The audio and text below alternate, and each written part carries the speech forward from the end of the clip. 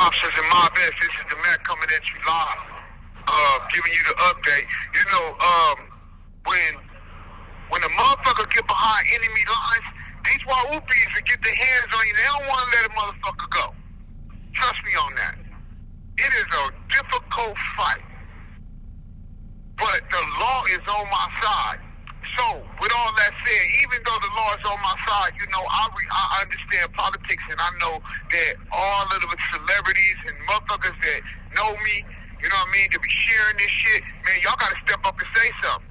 Y'all gotta jump out there. You don't need certain motherfuckers to give you the okay. You don't need that white movie to tell you that it's okay to stand up for me.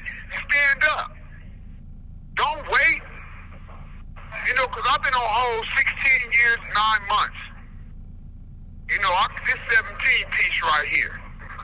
Of foul, reckless conduct. You know, you got motherfuckers that be like, oh, just because they did this, that, and the third, mean he did. Well, he still did it. Look, bitch, let me explain something to you. In order to take somebody to jail or take their liberty in any shape, form, or fashion, you're supposed to have evidence. You should have evidence. If not, they could just start grabbing niggas off the street because you look a certain way and they think and they feel that you think a certain way or you speak a certain way. That's not justice. I have everything to show you that this is not just a wrongful conviction. This is a wild whoopie that went out of his way to frame me.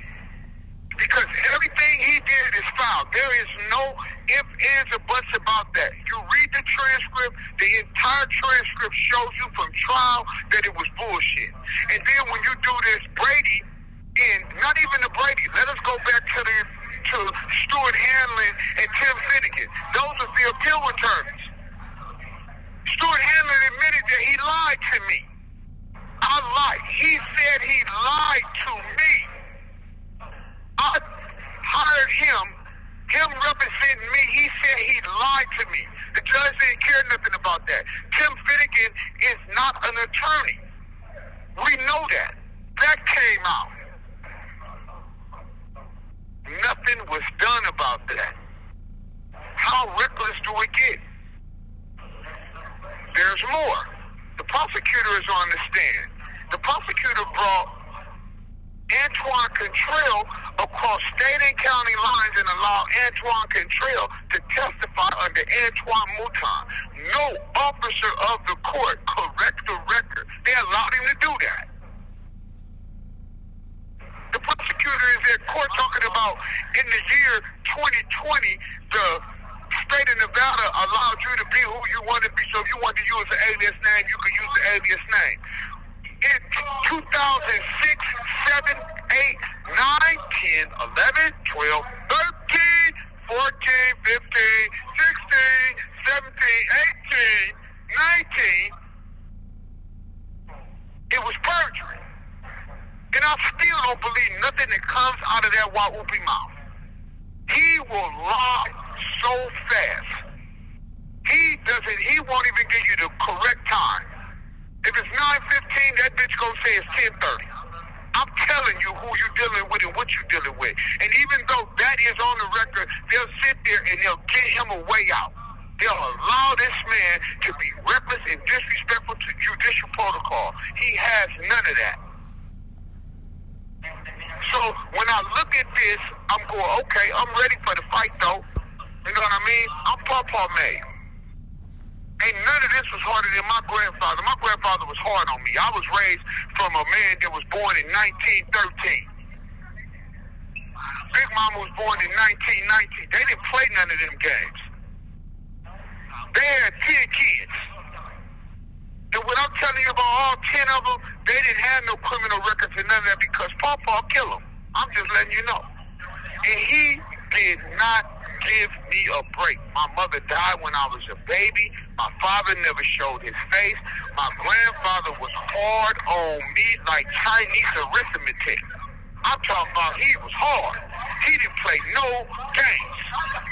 This is why I'm honorable. This is why I'm real. This is why when they send me through the shenanigans, I'm Pawpaw tough. I can take it. I'm an orphan. Allah favored me more than anybody on the planet. And it showed that with this miracle. So anybody that's sitting there arguing this and saying anything about, well, just because they didn't prove this or prove that, he still did this. Nah, bitch.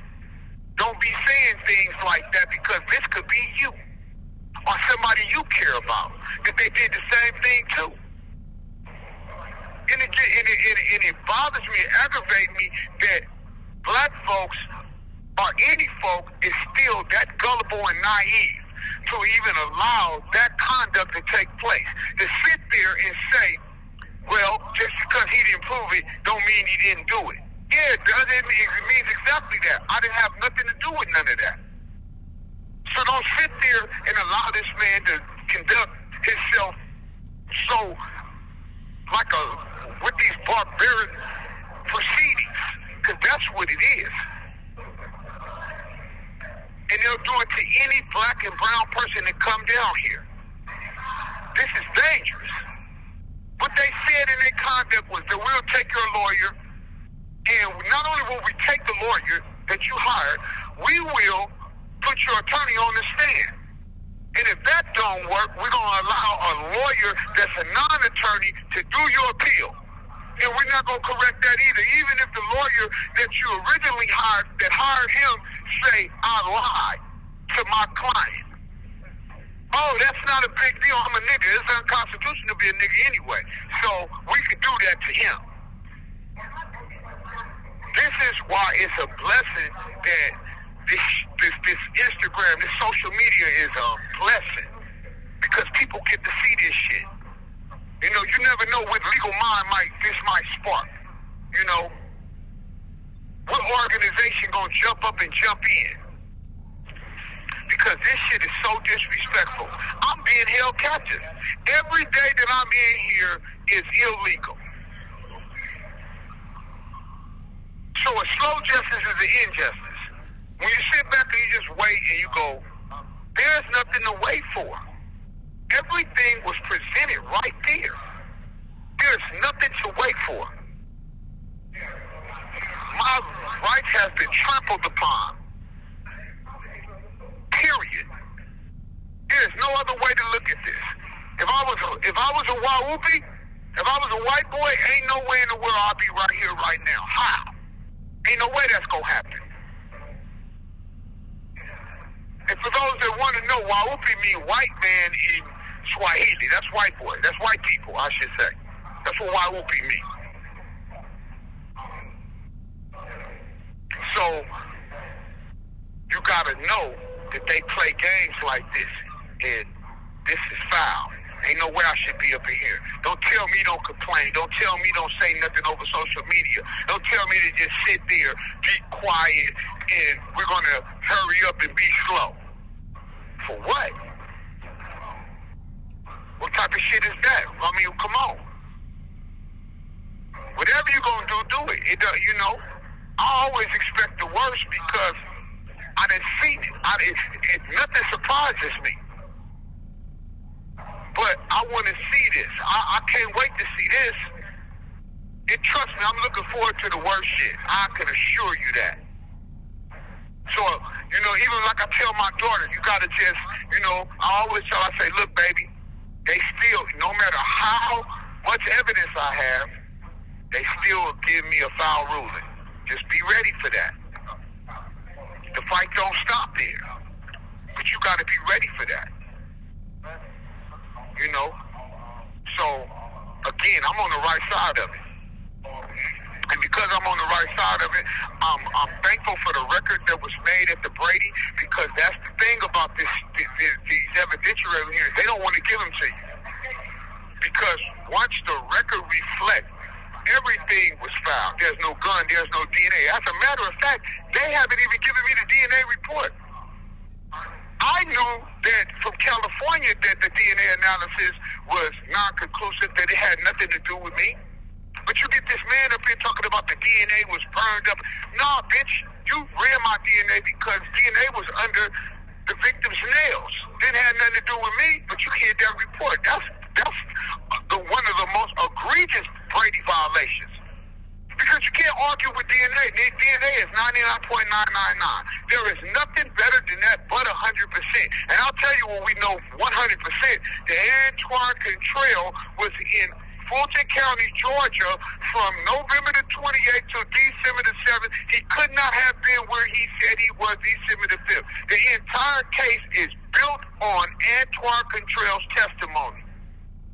Now that you got me here, I got to fight backwards to get free, to get some justice, when we already know everything that was said was a lie, and the man came near and said, I don't even know him.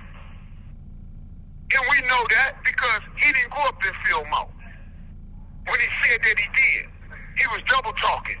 It was Fillmore, it was Hunters Point, it was summer 06. How you see me summer 06 and I'm in jail? But all of these things he getting away with. And I'm still here though. The levels of impropriety, I'm talking about the debauchery, the foul, malicious, judicial conduct. I just hope that this judge make the right decision and free me. Because she got every bit of evidence right there. It's a plethora of Brady violations. Just pick one. That's all I can say. So with that said, man, it's count time. And I'll get back at y'all, man. I love y'all, man, and I know the real motherfuckers that listen to me love me. It's a lot of niggas, they listen to my dialogue, dissect this game, run with it, but them bitch-ass niggas don't love me. You know what I mean? They just love this game, but you hate Chopper Chopper, the Mac Minister, in a real way. So with that said, I'll close until the next time. It's count one. The caller has hung up.